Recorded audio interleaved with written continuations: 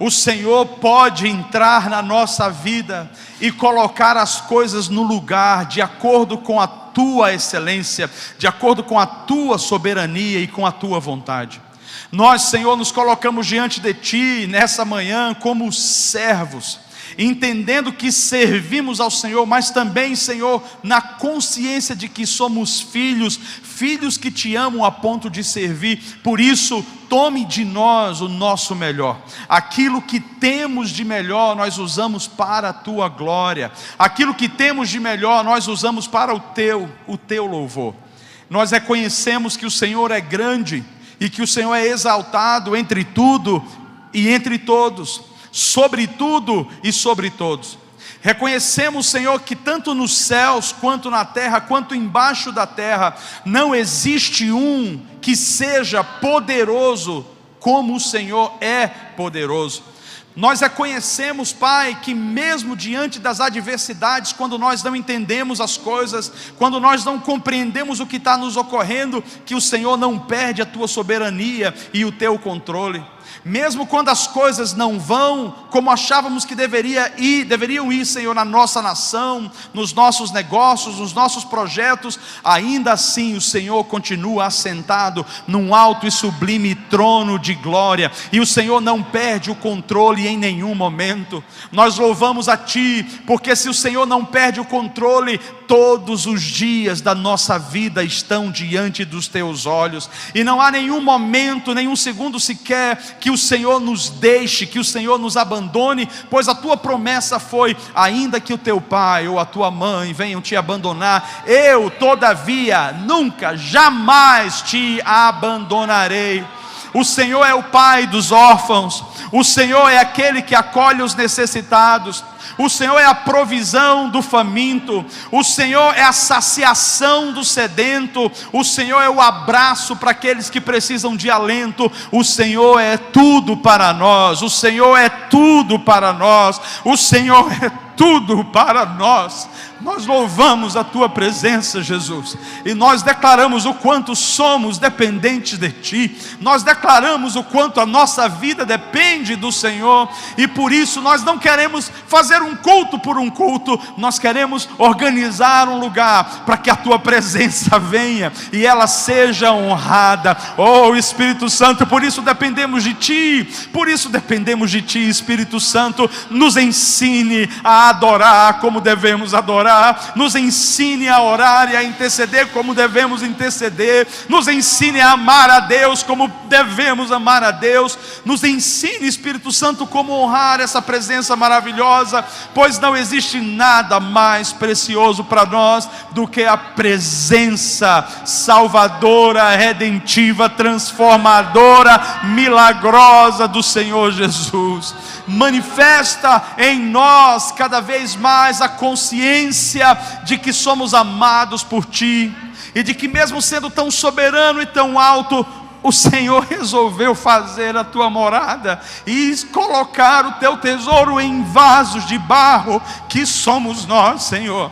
Sendo tão fracos muitas vezes, tão débeis muitas vezes, o Senhor não abre mão de ninguém que está aqui. O Senhor ama profundamente cada pessoa que está aqui. O Senhor nos envolve mesmo quando nós não merecemos. O Senhor nos recompensa mesmo quando nós não tínhamos condições, porque o Senhor é um Deus zeloso, o Senhor é um Pai de amor, o Senhor é um bom Pai. E olha, Senhor, hoje nós queremos Te abraçar de uma maneira especial e dizer: Te amamos, Jesus, Te amamos, Jesus. Amém, amém, amém. Sabe como que você pode abraçar a Jesus? Glória a Deus. Sabe como você pode abraçar a Jesus hoje? Abraçando alguém que no mínimo esteja do teu lado aí, que signifique algo para você. Abraça essa pessoa e é o amor de Deus através de você, abraçando, ministrando. Jesus está aqui, Jesus está aqui, aleluia. Você pode sentar, você pode ficar à vontade, sabendo que Jesus está aqui, que a presença dEle é viva nesse lugar, aleluia, aleluia. Obrigado, Jesus, obrigado, Jesus, obrigado, Jesus. Queridos, dentre tantas coisas que nós poderíamos hoje de manhã conversar, nós temos algo extremamente precioso e riquíssimo, onde nós podemos mergulhar através da palavra de Deus, que é justamente falar sobre a fé, o poder da fé. E muitos de nós temos uma definição, talvez, em nossa mente, acerca do que possa ser a fé, de como a fé opera, de como ela funciona para mim.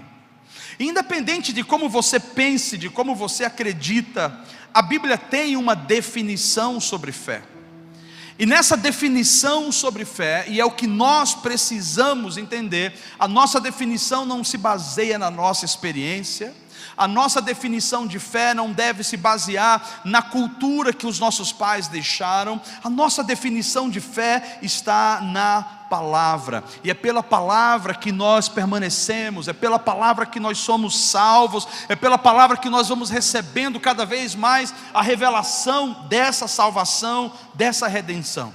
Por isso eu quero começar lendo com você Hebreus capítulo 11, eu vou pedir para o pessoal colocar no telão, para que você acompanhe comigo esse primeiro texto, como definição de fé hoje, e depois eu gostaria de explicá-lo, contextualizando na nossa realidade, como que a gente pode entendê-lo da maneira mais clara, de uma maneira mais límpida. Hebreus capítulo 11, versículo 1, começa dizendo o seguinte: ora, a fé é o que, meus irmãos? O firme fundamento das coisas que se esperam, e a prova das coisas que se não veem. Próximo. Porque por ela os antigos alcançaram testemunho. Pela fé entendemos que os mundos, pela palavra de Deus, foram criados, de maneira que aquilo que se vê não foi feito do que é aparente, não foi feito através de uma matéria.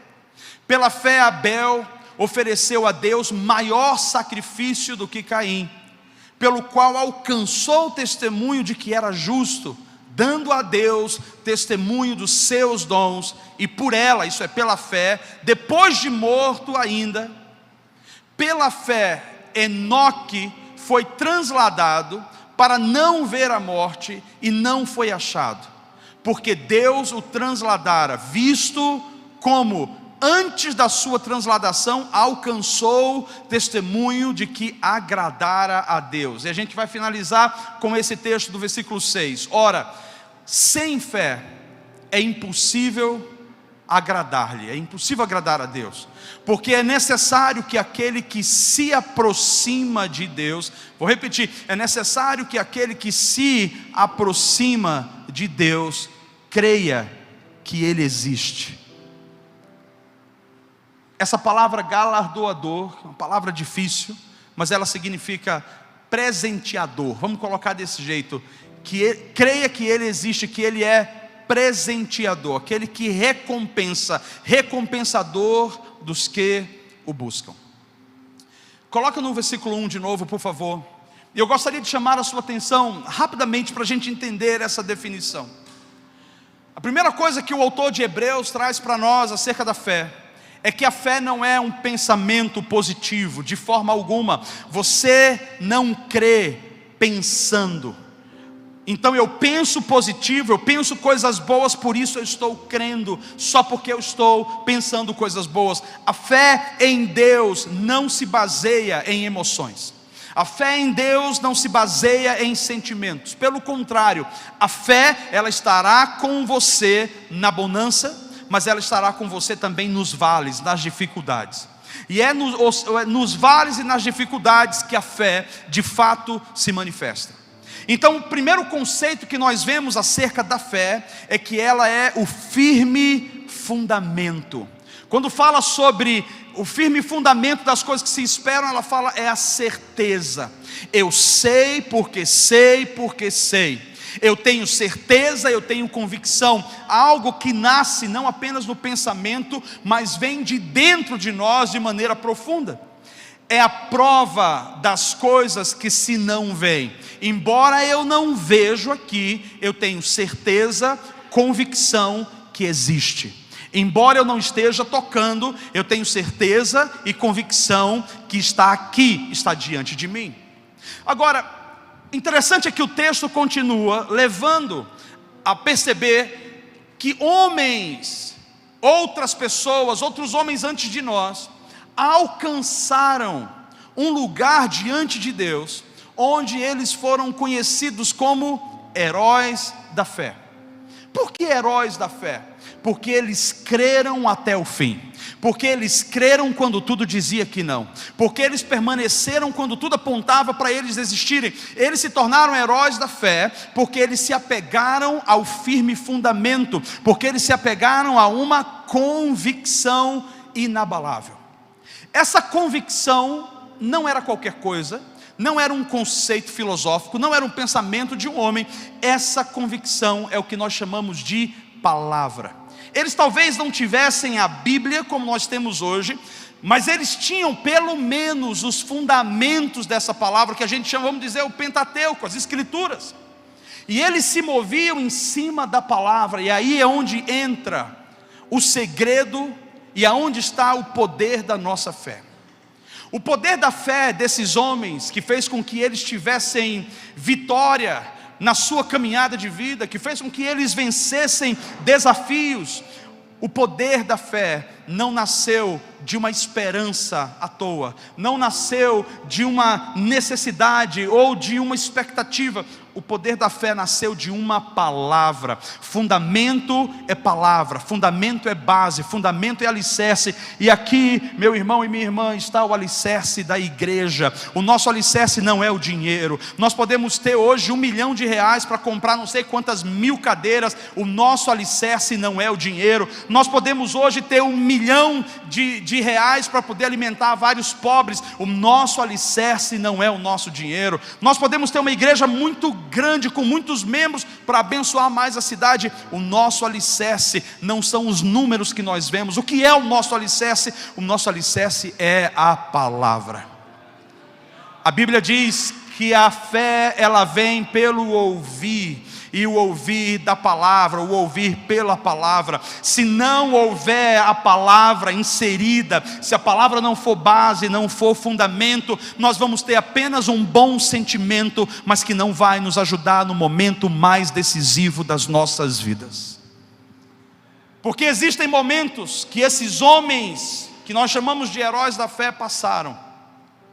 Momentos onde eles chegaram a serem ameaçados, e inclusive chegaram ao ponto de morrer, e eles não desistiram, porque eles tinham um firme fundamento. Quando a igreja tem um firme fundamento, quando a igreja está firmada de fato em algo sólido e inabalável, eu vou dizer para você, pode acontecer o que for, a nossa convicção nos sustenta. E ainda que nós percamos a nossa vida nessa terra, há uma garantia por causa dessa convicção. O meu nome está escrito no livro da vida, e um dia eu estarei diante do Senhor. Tudo isso aqui vai passar céus, vai passar terra, vai passar o seu dinheiro, vai passar a sua família, mas aqueles que estão firmados na palavra, aqueles que sabem que a palavra aponta para Jesus, aqueles que estão firmados e fundamentados em Jesus, esses viverão eternamente.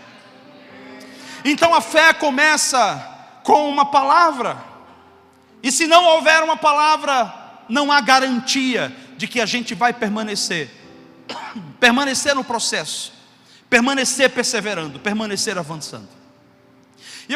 Nós temos inúmeros testemunhos de fé para trazer hoje de manhã, e o objetivo hoje dessa mensagem é justamente apontar para você. Nós estamos saindo de 2023, e eu sei que tem pessoas aqui que estão dizendo assim: Senhor, por que nós ainda estamos em dezembro? Por que a gente já não poderia estar em janeiro? Porque Deus é sábio, Ele não vai acelerar as coisas. Aquietai-vos aí. Mas tem gente que estava querendo dar tchau a esse ano aqui faz tempo. Um ano difícil para muita gente. Nós saímos de 2022 dizendo: rapaz, 2023 vai ser explosivo. E cadê 2023? Muita luta, as coisas saíram do rumo, saíram da direção que muitos de nós queríamos. As coisas mudaram. Todos vocês tiveram momentos e situações que marcaram você, talvez negativamente, em 2023. Em meio a tantas coisas boas, muita dificuldade, muita luta, muita oposição. Mas sabe qual é a nossa alegria em 2023? que o Senhor, mesmo em meio a tanta coisa que a gente não entendeu, Ele está dizendo: eu continuo soberano, apenas creia em mim, apenas creia na minha palavra. Eu posso não estar vendo, conforme Hebreus está dizendo, ora, a fé é o firme fundamento das coisas que se esperam e a prova das coisas que se não veem. Eu não estou vendo, mas eu continuo crendo. Está ao meu alcance, está ao seu alcance. Pode não ter sido em 2023, mas nós estamos agora crendo, Senhor, em 2024 nós vamos ver a tua mão descer sobre a tua igreja, sobre as famílias, e continuamos contando com a soberania desse Deus. Vamos mergulhar um pouquinho mais comigo, trazido essa breve definição para você. Eu gostaria que você abrisse a sua Bíblia comigo, que o pessoal da mídia me ajudasse, em Êxodo capítulo 13. Êxodo 13. E nós vamos ler alguns versículos apenas que eu quero trabalhar com os amados. E nós vamos começar no versículo 17. Então nós vamos ler o 17 e eu quero ir caminhando com você um pouco. E aconteceu que quando o Faraó deixou o povo ir, Deus não os levou, ou não os conduziu, isso é o povo de Israel, pelo caminho da terra dos filisteus, que estava mais perto. Porque Deus disse: para que porventura o povo não se arrependa, vendo a guerra, e tornem ao Egito. Uma pausa aí para você entender. Nós estamos falando de um cenário que é um cenário decisivo e marcante. É por isso, inclusive, que nós estamos vendo e falando um pouco sobre esse cenário hoje. É o cenário do que nós chamamos da libertação do povo. O povo, por causa de um coração duro, de um coração soberbo e orgulhoso, e é importante que a gente entenda isso: corações duros, corações soberbos e corações orgulhosos, eles nos colocam em aprisionamento, em prisões. O povo, por causa desse coração, eles deixaram Deus de lado, deixaram a devoção, a adoração ao verdadeiro Deus, e eles começaram a adorar a ídolos, eles começaram a adorar falsos deuses, e a Bíblia diz que por causa do pecado deles, esse povo começou a perder batalha e foi aprisionado. No processo em que esse povo foi aprisionado, eles passaram mais de 400 anos, vamos colocar no total aí 430 anos, aprisionados como escravos, trabalhando. Estamos falando de pelo menos 4 gerações.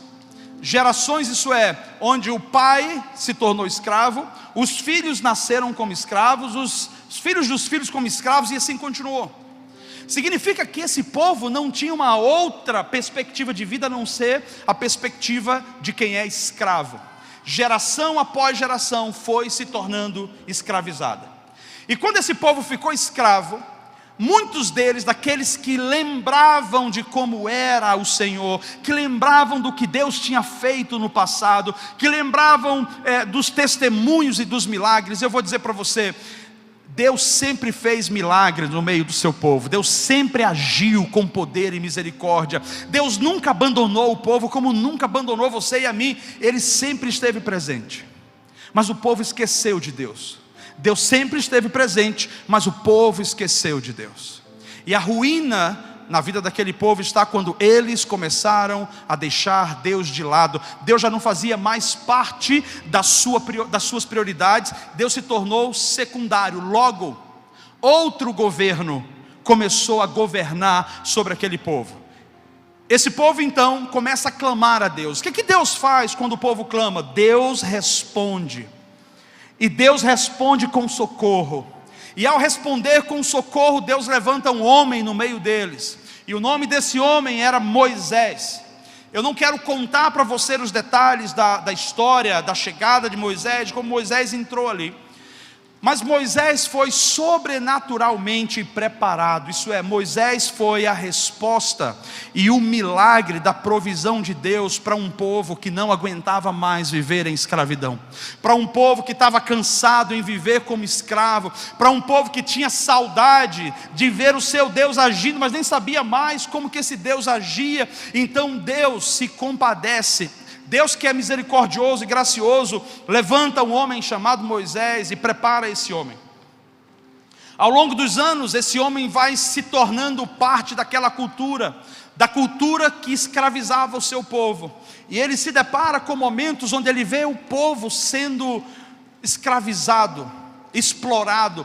E a Bíblia nos mostra que dentro do coração de Moisés, alguma coisa ligava a ele geneticamente, espiritualmente, aquele povo. Então ele começa a se sentir mal, porque ele vê pessoas morrendo, pessoas sendo escravizadas, exploradas, e ele disse: eu não quero mais isso. Em resumo, esse homem foge do Egito, porque ele comete, na tentativa de ajudar o seu povo, ele comete um assassinato, e ele precisa fugir. Quando ele está no deserto, ele tem um encontro com Deus. E no deserto, Deus dá a ele uma palavra. No deserto, Deus o chama a uma missão. No deserto, Deus se revela a ele dizendo: Moisés. E ele não sabia ouvir a voz de Deus, mas ali ele aprendeu a ouvir a voz de Deus através de uma manifestação milagrosa. Uma planta, uma árvore chamada sarça, começa a pegar fogo no meio do deserto, e Moisés não sabia o que era aquilo, e Deus começa a falar com ele. Veja como que Deus começa a gerar fé no coração de Moisés, do mesmo jeito que começa a gerar fé no nosso coração o ouvir pela palavra de Deus. Se Deus começou a falar com Moisés, assim como Ele começa a falar com a gente, o coração de Moisés começou a se encher de fé, convicção, porque Deus traz uma palavra certeira, dizendo: eu levantei você, eu chamei você. Eu quero que você note que o momento em que Moisés se encontrava não era o melhor momento da sua vida. Moisés não estava sendo o melhor homem, pelo contrário, ele fugiu, ele desertou, ele traiu aquele povo que ele tinha sido adotado, e ele estava sendo rejeitado pelo seu povo genético, de origem. Era um homem que estava vivendo em confusão. E Deus encontra Moisés no pior momento da sua vida, e Deus diz: eu sou o seu Deus, e eu sou o Deus do seu povo. Sabe o que me alegra nisso? É que nós não precisamos ser perfeitos, ou estar em perfeitas condições, para que Deus veja valor em nós, como Ele realmente vê. É que nós não precisamos estar hoje no melhor estágio da nossa vida, fazendo aquilo que a gente acha de melhor. Ele está dizendo: onde você estiver, eu vou relembrar a você acerca de quem você é. E aí ele encontra Moisés, dá uma palavra a Moisés, Moisés se levanta. Quero que você entenda o seguinte: esse homem chamado Moisés, ele tinha um problema na língua, e algumas pessoas vão dizer que ele era gago, pesado de língua. Não sei exatamente como que ele era, mas isso trazia constrangimento e vergonha. Ele ficava tímido porque ele não sabia como falar, ou às vezes arriscava não falar, ou não arriscava falar porque se falasse talvez fosse mal interpretado. Tinha um problema de dicção. Então Moisés não só estava no pior momento da sua vida, como de fato ele tinha uma grande debilidade que o impedia de fazer a vontade daquele que estava chamando a ele. Porque Deus estava chamando ele para ser o interlocutor diante de Faraó. Moisés, você sentiu a dor do meu povo, vai até Faraó e fala para Faraó: deixa o meu povo ir. Para Moisés fazer isso, ele tinha que encarar Faraó, porque ele falhou no seu processo no Egito, e agora ele não tinha a habilidade de comunicação. E o que Deus faz? Deus pega um homem que é inapto, Deus pega um homem incapaz, Deus pega um homem que não tem condições, e Deus levanta esse homem e diz: eu acredito em você, eu coloquei sobre você um propósito, eu coloquei sobre você uma missão, e eu estou dizendo: não é você quem vai, sou eu quem vou através de você. E quem sabe aqui esteja o segredo. O segredo que muitos de nós aprendemos ao longo da estrada, ao longo da caminhada, que Moisés precisou aprender lá na frente também, não é sobre o que podemos fazer, é sobre quem Ele é. Não é sobre quanto temos no bolso, é sobre quem Ele é. Não é sobre a nossa habilidade pessoal, é sobre quem Ele é. Por isso, se nós, como Moisés, recebermos a palavra e simplesmente obedecermos, o restante está nas mãos do Senhor. É Ele quem faz. A Bíblia diz que é Ele quem opera, tanto o querer no nosso coração, quanto o efetivar ou o realizar em nosso coração. Eu quero observar para você mais um detalhe.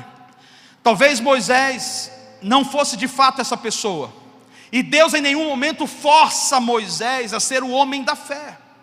Em nenhum momento você vai ver Deus dizendo: você precisa ser esse cara da linha de frente, o cara mais exemplo de todos. Deus estava fazendo um convite para Moisés, e Deus estava dizendo: nunca vai ser sobre você, sempre vai ser sobre mim. Escute, quando Ele governa, todas as coisas entram em organização. Quando Ele governa, todas as coisas vão no tempo certo. Quando Ele governa, a bênção vem no tempo certo. Quando Ele governa, a proteção vem no tempo certo.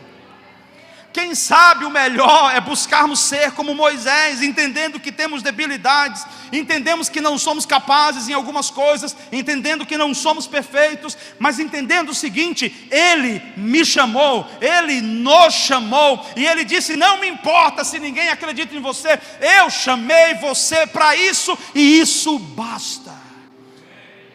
Fé começa com uma palavra. Qual a palavra Deus tem te dado? Qual é a palavra que tem sido alimento na sua vida? Qual é a palavra que tem animado você? Qual é a palavra que tem te feito permanecer? Sempre falo para minha esposa, para os nossos filhos: nós não fazemos tudo o que fazemos para o Senhor porque temos todas as condições para fazer, mas porque temos uma palavra. A palavra não apenas nos sustenta, a palavra traz o milagre. A palavra não apenas nos protege, a palavra abre caminhos, como o Lucas falou hoje, abre caminhos onde não existe caminho. A palavra não apenas nos conduz pelo deserto, a palavra nos dá o alimento, a palavra nos dá a proteção, mas acima de tudo, a palavra nos dá a confiança. Eu carrego uma palavra de Deus na minha vida, que o Senhor me entregou na minha adolescência. A minha pergunta é: você tem uma palavra? Deus falou com você uma palavra? Qual é essa palavra? Aí eu aproveito para usar o que Jeremias disse: eu quero trazer à memória aquilo que me dá esperança. Porque eu acredito que nesse processo de Moisés com Deus, houve argumentações onde a mente de Moisés rebatia com Deus, dizendo: mas o Senhor tem certeza que eu sou essa pessoa? O Senhor tem certeza que eu estou apto? O Senhor tem certeza que eu vou conseguir? E Deus o tempo todo dizendo: Moisés, eu estou contigo.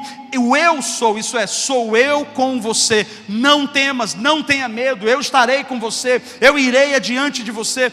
A palavra vai trazer segurança e estabilidade. A palavra traz estabilidade na sua vida, na sua casa, na sua família. Estabilidade quando o diabo se levanta para tentar cirandar o seu casamento. A palavra traz estabilidade. Lembra do que ele falou, traz à memória aquilo que pode te dar esperança. Quando você olha para os seus filhos e você não consegue saber como que vai ser o futuro, como que vai ser o rumo, a palavra que Deus te deu, ela te leva a um lugar dizendo: não se preocupe, nunca foi sobre você, sempre foi sobre mim. Apenas creia, porque do mesmo jeito que eu tenho cuidado de você, eu vou cuidar dos seus filhos. Do mesmo jeito que eu tenho provido para você, eu vou prover para os seus filhos. Nunca foi sobre você, Moisés, sempre foi sobre mim. E quando se levanta o medo da incerteza, e se eu não conseguir juntar tudo que eu preciso juntar para minha aposentadoria, e se eu não conseguir me firmar no patamar que eu preciso, o Senhor está dizendo: mesmo quando você não consiga, lembre-se que você continua sendo filho. E o fato de você ser filho, você sempre vai ter um pai que é justo, poderoso e bondoso. Um pai que vai te amparar, um pai que não vai deixar faltar nada. Como o salmista Davi disse: eu já fui novo e hoje sou velho e nunca vi um justo mendigar o pão. Quero garantir para você, não há razão para ter medo, porque o seu dinheiro não sustenta você, o seu status não sustenta você, a sua habilidade ou o seu trabalho não sustenta você. O que sustenta você é o Senhor, e para Ele sustentar você, Ele te dá uma palavra, e essa palavra te enche de fé, de coragem, de força, para que você não pare, para que você avance, para que você não retroceda. Existe um cenário de pragas. Enquanto as pragas iam acontecendo, o coração de Faraó vez amolecia, vez se endurecia, e aquelas pragas iam revelando o poder de Deus contra os deuses ou os falsos deuses do Egito. As pragas se acabam, a última praga dos primogênitos, e finalmente Faraó se rende. Depois de prender o povo por 400 anos, ele diz: tá bom, vocês estão liberados. Moisés então pega o seu cajado, cajado de líder, de pastor daquele povo. O número era muito grande, vamos colocar aí, quantas pessoas? 2 mil pessoas, 2 milhões de pessoas, 2 milhões de pessoas, mas fala que fora homens, né? Fora mulheres e crianças, eu acredito. Então vamos colocar um número enorme aí, acima de quase 4 milhões, vamos colocar. Muita gente agora à disposição de Moisés, para ser guiado por Moisés. Moisés tinha uma palavra, e a palavra de Moisés era: liberta o meu povo e leva o meu povo para Canaã. O que era Canaã? Canaã era uma terra nova, Canaã era uma terra muito diferente, que eles não tinham vivido ainda.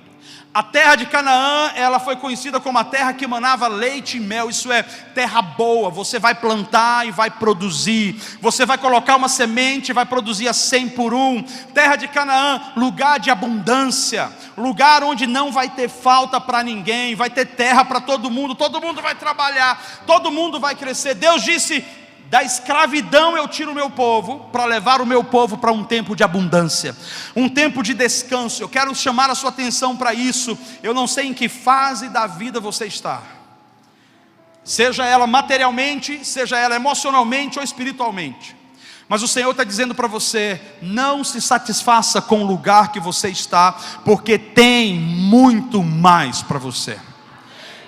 E nós estamos numa peregrinação, nós estamos numa jornada, nós estamos saindo da imaturidade para a maturidade, nós estamos saindo muitas vezes da escassez para a abundância, nós estamos saindo da dor para agora experimentar o prazer. Deus está dizendo: existe uma terra, eu quero declarar para você, igreja, existe uma terra que mana leite e mel, existe uma terra boa. Há solução para você, há solução para a sua casa, há solução para a sua vida, para a sua família. E eu preciso afirmar, quando nós estamos sendo guiados pelo governo de Deus, pela direção de Deus, o futuro é brilhante. Eu não sei se 2023 foi um ano ruim para você, mas eu quero dizer: Deus não perdeu o controle, Ele continuou governando e sendo soberano, e Ele está apontando para frente, está dizendo para nós: continue marchando, porque Canaã você ainda não alcançou. Nós vamos chegar em Canaã, e essa Canaã de Deus, que é o lugar da plenitude, que é o lugar da abundância, Ele está dizendo: ali o futuro de fato é brilhante, o seu futuro é brilhante. Eu quero que você tenha convicção disso. Deus não está levando você para uma furada, Deus está conduzindo você para um lugar melhor. Deus não está tirando você de um lugar de aperto, de escravidão, para colocar você debaixo de um ambiente de mais escravidão. Deus é Deus de generosidade, Deus é Deus de bondade. Ele está dizendo: permaneça firme, permaneça olhando para frente. Os riscos que nós vemos aqui, são riscos comuns. Escravos que foram escravos a vida inteira, desconfia quando a oferta é grande. Como assim, rapaz? Todo mundo sempre me usou, todo mundo sempre me explorou, sempre me deu coisa, esperando alguma coisa em troca. Como que vai ser a minha jornada agora? Como que vai ser a minha caminhada? Esse Deus está querendo alguma coisa em troca, esse Moisés quer alguma coisa em troca. Deixa eu colocar para você: Deus não queria nada em troca do povo, Moisés não queria nada em troca do povo. Deus estava dizendo: eu quero que vocês sejam livres. Gálatas capítulo 5, versículo 1 diz que foi para a liberdade que Cristo nos libertou. Foi para a liberdade. Sabe o que é liberdade, meu irmão? É você andar com a cabeça erguida, sem medo de nenhuma acusação. Sabe o que é liberdade? É você acordar de manhã, respirar fundo e dizer: obrigado, Senhor, por mais um dia que o Senhor me deu. E se nós estamos vivos, de fato Ele nos deu mais um dia. Sabe o que é liberdade? É não dever nada ao diabo. E quando ele começa a apontar, você fala: já foi pago na cruz. Quando ele começa a trazer uma acusação: olha, eu já me arrependi disso, já foi pago na cruz. Deus tem liberdade para o seu povo. Deus tem liberdade material para você, para que você progrida na sua vida. Mas Deus tem liberdade emocional para você. Que talvez as pessoas hoje dependam e precisem mais de uma libertação emocional e espiritual do que necessariamente de uma libertação material. Tem muita gente aprisionada pelo ódio, muita gente aprisionada pelo medo. Medo por causa de traumas que lhe ocorreram. Pessoas que não conseguiram se libertar de abusos, seja abuso moral, abuso físico, abuso emocional, abuso espiritual. Deus tem liberdade para você. Deus quer que você olhe para você e diga: eu sou amado por Ele. Ele tem um amor especial por mim. Deus quer que você olhe para você e você não ouça o que o mundo tem falado sobre você. Ouça o que a palavra tem dito sobre você, porque a palavra vai colocar você no lugar em que você nasceu para estar. E não foi numa senzala, não foi numa prisão de escravos. Você nasceu para estar em Canaã. Canaã representa o lugar onde nós ouvimos Deus e obedecemos a Deus, o lugar onde a bênção de Deus recai sobre o seu povo. E agora nós vemos o povo precisando tomar uma decisão. A decisão de continuar crendo, a decisão de não desconfiar, a decisão de dar um passo de fé. E que decisão foi essa? A decisão de seguir Moisés. Nós vamos seguir Moisés, pois é, vocês vão seguir Moisés. Moisés era homem como nós, homem simples, um homem comum, sujeito a erros, a acertos. Era um líder, mas ele tinha problemas e dificuldades. Mas a Bíblia diz que Moisés começa a sair, e quando ele sai, havia um trajeto. O trajeto para Canaã deveria ser um trajeto curto. Deus fala para ele: para nesse lugar, Piriat, e você vai levar o povo por um outro caminho, um caminho mais longe, mas que vai colocar o povo diante ou na frente do mar. Então eles iriam sair circulando pela costa, e eles iriam ficar presos, no bom sentido, não diante do caminho de Canaã, mas agora num caminho muito mais longe. Mas nós lemos isso em Êxodo, nós acabamos de ler, que a palavra fala assim: e aconteceu que quando o faraó deixou ir o povo, Deus não os levou pelo caminho da terra dos filisteus, que estava mais perto. Isso é, o caminho que eles deveriam ir era um caminho mais perto. Mas por que Deus não fez isso? Porque Deus disse para que porventura o povo não se arrependa, vendo a guerra, e tornem ao Egito.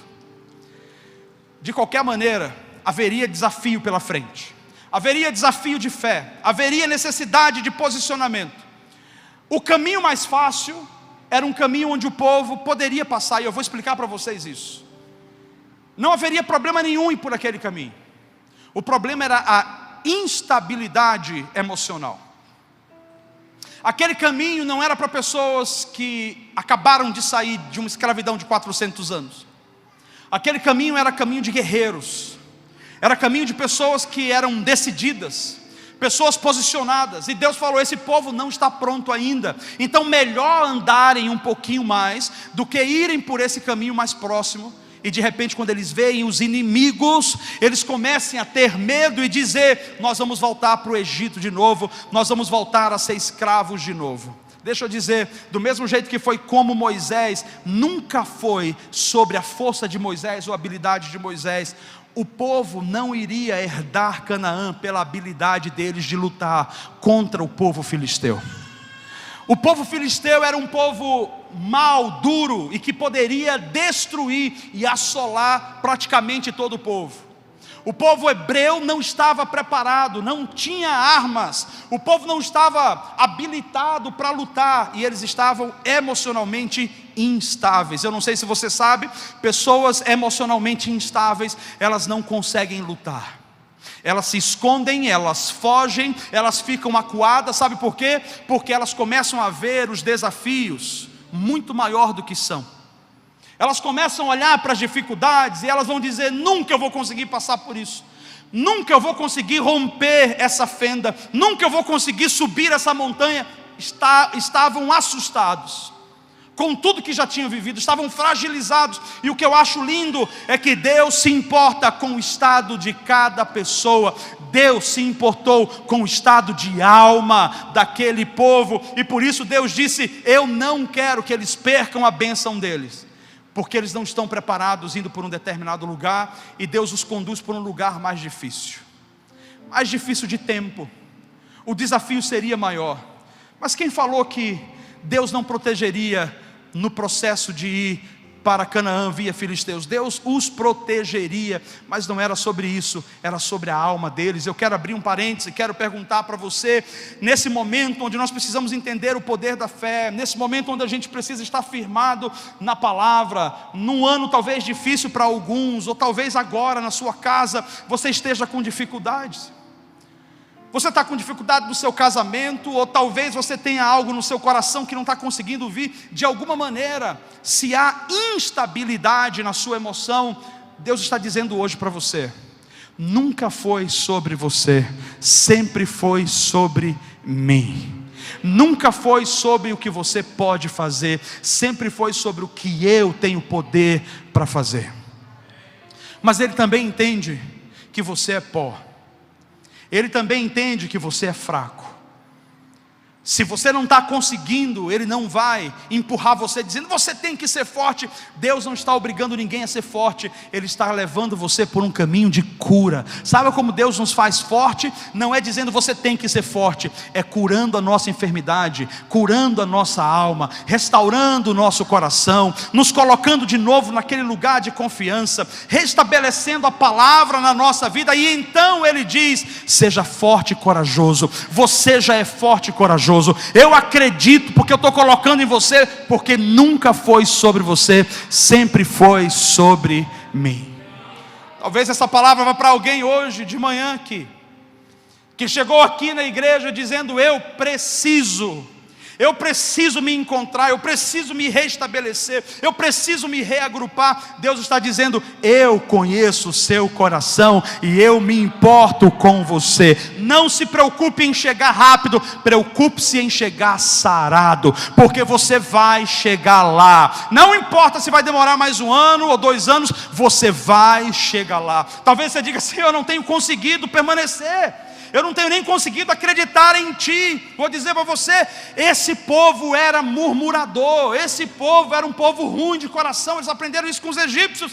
No entanto, Deus continuava cuidando, dando provisão. Eu quero dizer para você: não importa quão ruim você seja, quão desviado você esteja, Deus está apontando para você hoje: eu tenho um propósito para a sua vida. Você é alvo dos meus planos e dos meus projetos. E volta a considerar de novo: nunca foi sobre você, sempre foi sobre o Senhor. E hoje começa uma nova história na sua vida, a história de decidir continuar, a história de decidir continuar andando, seja pelo caminho mais longe, ou seja pelo caminho mais curto. Esse povo foi colocado diante do mar, que a gente chama, que é uma grande bacia, a gente chama de Mar Vermelho. E aquele povo encurralado ficou preso. Faraó então decide correr para alcançar esse povo, com raiva, com ódio. E o povo começa a murmurar contra Moisés. Eles começam a dizer assim: ô Moisés, será que não tinha cemitério lá no Egito para a gente morrer e ser enterrado num túmulo, tendo uma lápide direito? Será que a gente tem que morrer aqui diante do mar? Será que a gente tem que se afundar aqui? E Moisés começa a conversar com Deus. O povo estava diante do mar, e atrás do povo vinha Faraó e o seu exército. Escute: o passado do povo vindo ao presente daquele povo para relembrá-los que eles eram escravos. O Deus verdadeiro, soberano, que libertou o povo, estava presente dizendo: não tem mar nenhum, e não tem filisteu nenhum, e não tem faraó algum que possa levar vocês de novo à escravidão, porque eu libertei vocês para a liberdade. Eu dei a liberdade a vocês, eu comprei a vida de vocês. Vocês são livres e vocês vão permanecer livres. Diante daquele grande desafio, a Bíblia diz que havia uma coluna que estava com aquele povo, uma coluna de fogo, e havia uma nuvem que guiava também aquele povo. A nuvem ajudava a proteger do calor, do sol, era a bênção do Senhor sobre eles, e a coluna os aquecia. A Bíblia se refere a essa coluna como um anjo, e no momento que eles estavam diante do mar, o anjo do Senhor se posiciona, ele sai da frente do povo e ele vai para trás do povo. Ele se coloca entre o povo e o exército que estava vindo. O anjo do Senhor acampa ao redor daqueles que o temem e os livra. Quero dizer para você, eles não sabiam espiritualmente o que estava acontecendo. Eles não sabiam o tamanho do desastre que iria acontecer. Mas antes de acontecer o desastre, antes de acontecer a desgraça, os anjos do Senhor já estavam posicionados para livrar. E nós temos um Deus que livra, nós temos um Deus que protege, nós temos um Deus que, mesmo quando a gente não acredita, mesmo quando a gente não confia, Ele está posicionado para proteger o seu povo. Sabe por quê? Nunca foi sobre você, sempre foi sobre Ele, sempre foi sobre o Senhor. Então Ele cuida dos seus, Ele olha, observa, ajuda, conduz. A nuvem também se retirou e gerou um grande nevoeiro, o que tornou difícil o exército a alcançar. Agora, a ciência diz que o que aconteceu como milagre para que o mar se abrisse, na verdade não foi um milagre sobrenatural, foi algo extremamente natural. E a ciência diz que há um vento do leste que já é estudado há muito tempo, e aquele vento tem força para justamente poder dividir as águas. E fizeram pesquisas e fizeram testes e descobriram que aquele vento, quando ele cria um movimento e um impulso, e a Bíblia é bem clara, ela não está falando nada que a ciência não esteja inclusive comprovando. Durante a noite inteira, o vento leste soprou, e quando Moisés falou: Senhor, o que vai ser? Deus disse para ele: Moisés, por que você está falando comigo? Em outras palavras, tem coisas que você não precisa voltar e falar com o Senhor de novo. Ele está dizendo: eu já te dei uma palavra. Aí ele diz: apenas diga ao povo que marche. Tem hora, meu irmão, que é com dor mesmo, tem hora que é na dificuldade mesmo, não precisa correr de novo e dizer: Senhor, e agora o que vai ser? Ele está dizendo para você: eu já disse o que vai ser, vocês vão para Canaã, por isso diga ao povo que marche, e simplesmente marche. E o que acontece nesse momento? A ciência diz que o vento leste soprou, e de fato as águas se abriram, mas que aquilo não foi sobrenatural. A questão é, esse vento leste existe, mas nunca mais esse vento leste obedeceu a um outro líder como Moisés, a ponto de Moisés falar: abram-se as águas, e o vento leste obedecer e abrir as águas. Aconteceu uma vez só na história, que nós temos hoje relato, que existe inclusive relato científico sobre isso, mas nunca mais houve alguém que fez aquilo. Se o processo foi natural, a natureza foi feita pelo nosso Deus. Deus, antes de levar o povo para ali, já tinha preparado o vento leste. Deus, antes de colocar o povo ali, já tinha estabelecido que o anjo estaria protegendo, que a nuvem estaria junto. O que eu quero trazer para você é: antes de você chegar aonde você precisa ir, vai ter desafios, e antes de você encarar os desafios, Deus já deu a provisão. É por isso que nós precisamos de uma palavra, porque se não tivermos uma palavra, a gente retrocede, e quando a gente retrocede, a gente perde. A gente pode perder Canaã por causa do medo, a gente pode perder as bênçãos porque a gente desistiu, porque a gente fracassou. Deus está dizendo: permaneça firme, diga ao povo que marche. E aí Moisés dá a ordem, e o povo simplesmente atravessa, e a Bíblia diz que eles atravessaram a pé enxuto. Um a um.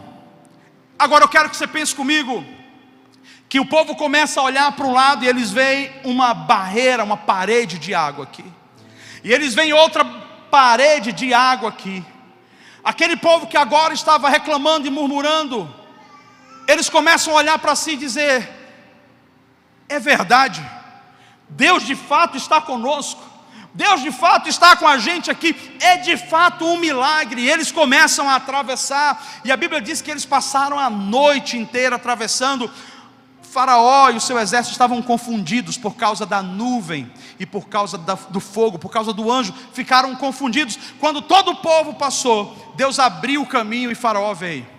E sabe o que aconteceu? Quando eles chegaram no meio, Deus permitiu com que as águas voltassem ao seu nível natural, e todo aquele exército perseguidor morreu. E eu gostaria de concluir para você trazendo alguns detalhes. O primeiro detalhe é que quando o povo se posicionou com uma palavra, quando o povo viu que Deus de fato estava dizendo para ir, eles não ficaram alheios às dificuldades. Eles não ficaram alheios às turbulências, aos problemas. Pelo contrário, não é porque nós temos uma palavra que não teremos problemas. Jesus disse: no mundo vocês terão o quê?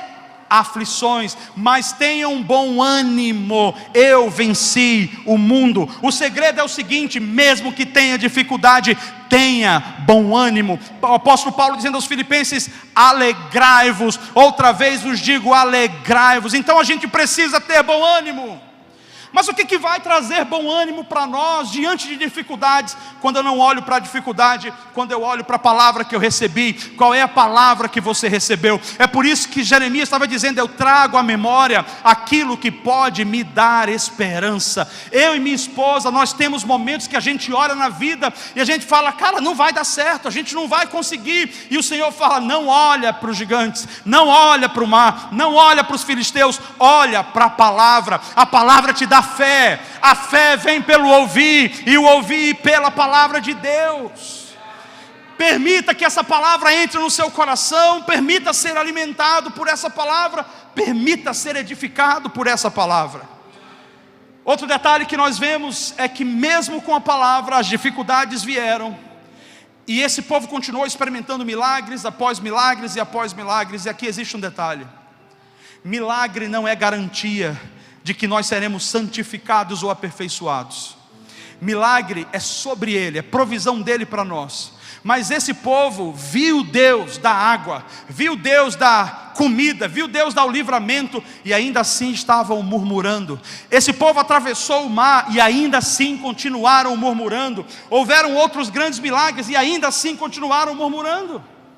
Então não é milagre, assim como não é para a nossa vida. A maioria de vocês já tiveram um milagre no casamento.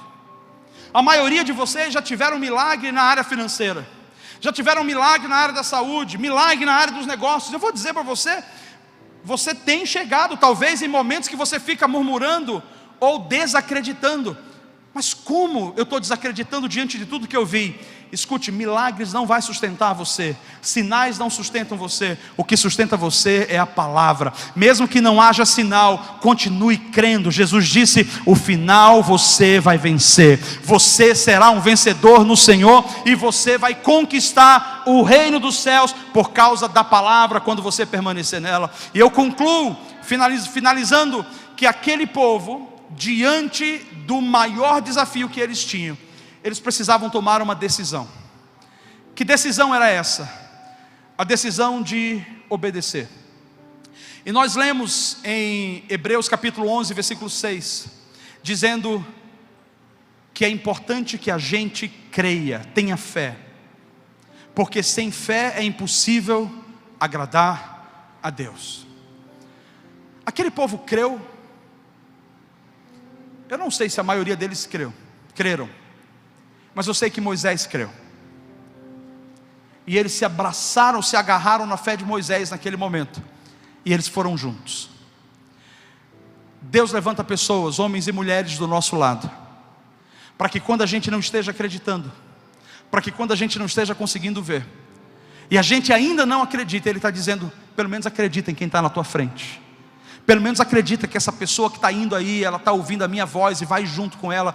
Quem são as pessoas que você está seguindo? Não sigam homens ou mulheres, né? Não sigam pessoas que não tenham palavra. Sigam pessoas que, mesmo que sejam imperfeitas, elas carregam uma palavra, porque a palavra aponta para o Senhor, e nunca foi sobre mim e sobre você, sempre foi sobre Ele. Eu quero te convidar a ficar de pé comigo nessa manhã, e eu quero orar com você.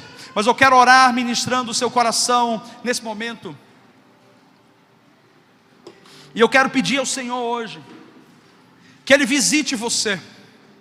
Se por acaso você possa estar se sentindo incrédulo, que nessa manhã você possa receber uma injeção de fé. A injeção de fé que vem pela palavra. Como eu disse, nós temos tantos testemunhos sobre fé que eu adoraria contar hoje. O nosso tempo não permite, eu prego, eu conto esses testemunhos de tão grandes que são e maravilhosos. Mas eu sei de uma coisa, Deus está dizendo, todos nós estamos no momento de travessia. Nós como igreja estamos na travessia para um novo lugar, uma nova fase, uma nova estação. Os filisteus são grandes na nossa frente, os desafios são grandes na nossa frente, mas nós estamos, Senhor, nunca foi sobre nós, sempre foi sobre o Senhor. Obrigado, Deus, que nós não temos que ser pessoas perfeitas, aperfeiçoadas sim, mas perfeitas não, para o Senhor fazer algo. Então, nós apenas confiamos e seguimos. Como igreja nós estamos avançando. E eu digo para você, mesmo que você não esteja crendo, mesmo que você não esteja vendo, eu quero dizer para você, alguns desafios já foram vencidos, o suficiente para nós que estamos na frente dizer, Deus está conosco, o suficiente para nós que estamos na frente dizer, povo, continue marchando, porque Deus está dizendo para a gente marchar.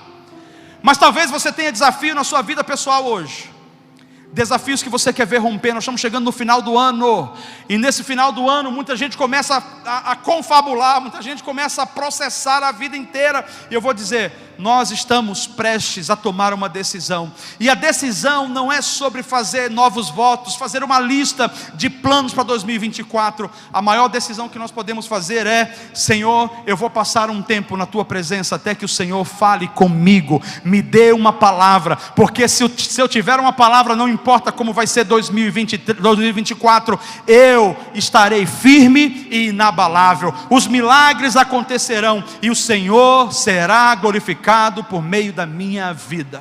Eu quero orar por você que veio hoje dizendo, eu preciso de fato de um reavivamento na minha vida, eu preciso de fato que a minha fé seja acesa no meu coração, que ela brote no meu coração, eu preciso de um despertamento. Então feche os seus olhos, é com você que eu quero orar nesse dia. Você que precisa se achegar mais a Deus, porque você sabe que você está distanciado dEle. Você que precisa de uma transformação numa área que talvez algumas pessoas não vejam, mas você olha para dentro e você fala, cara, não aguento mais viver isso, eu não aguento mais estar nesse marasmo. Eu quero declarar para você, se você decidir permanecer, se você decidir permanecer sendo guiado por Deus, Ele já decidiu em transformar a sua vida, em abençoar você. Pai, em nome de Jesus, esse Deus que é soberano, que livrou o povo hebreu da escravidão, é o Deus que está aqui hoje. É o mesmo Deus que livrou a muitos de nós aqui, Senhor, de uma vida pecaminosa. Livrou pessoas do adultério, livrou pessoas das drogas, livrou pessoas, Senhor, da instabilidade emocional, de problemas de caráter.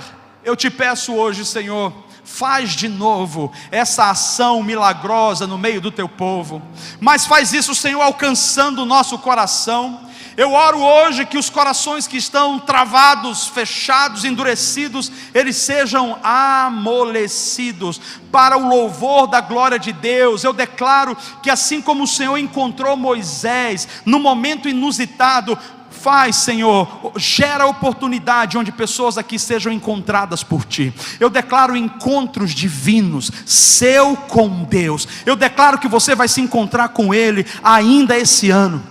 Eu declaro que você vai receber a revelação de Deus ainda esse ano. Eu declaro que você vai ter uma experiência com Deus ainda esse ano. E eu declaro isso pela palavra, porque a palavra afirma que é vontade de Deus que ninguém se perca. Por isso eu declaro alinhamento no seu coração, alinhamento nas suas emoções. E eu profetizo, Deus, sobre o teu povo hoje, dizendo: todo levante, todo exército, todo inimigo espiritual e emocional que vem contra os teus filhos, todos eles serão consumidos no meio do milagre que o Senhor fez para nós. Para nós será um milagre, mas para o inferno será destruição. Por isso eu declaro que aquilo, Senhor, que o diabo está tentando fazer como arma e instrumento para destruir, o Senhor vai usar para restaurar, para reconstruir e para abençoar o teu povo. Eu abençoo vocês em nome de Jesus, e eu declaro hoje a fé de Deus sobre a sua vida, e digo: o justo viverá da fé. Você é justo em Deus, você foi justificado por Ele, e por isso cresça de fé em fé e de glória em glória. Que o Senhor te abençoe, que o Senhor te guarde, que o Senhor te dê uma semana de vitória, que o Senhor faça resplandecer sobre você a sua luz, e que essa semana você experimente um encontro com Deus, em nome de Jesus. Vai com Deus, tchau, tchau, tchau.